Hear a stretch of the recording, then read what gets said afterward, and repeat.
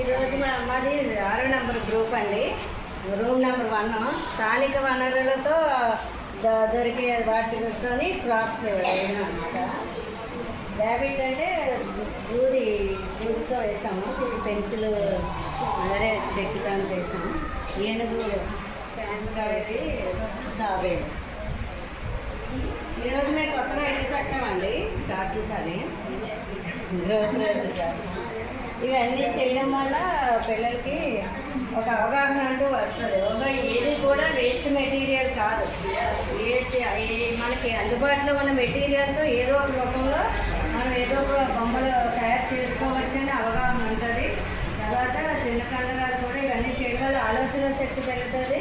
చిన్న కండరాలు అభివృద్ధి చెందుతాయి. అవగాహన అనేది కూడా ఉంటుంది. ఏకాగ్రత ఉంటుంది. ఇంట్లోని కూడా కంటికి చేతికి సమన్వయం ఉంటుంది.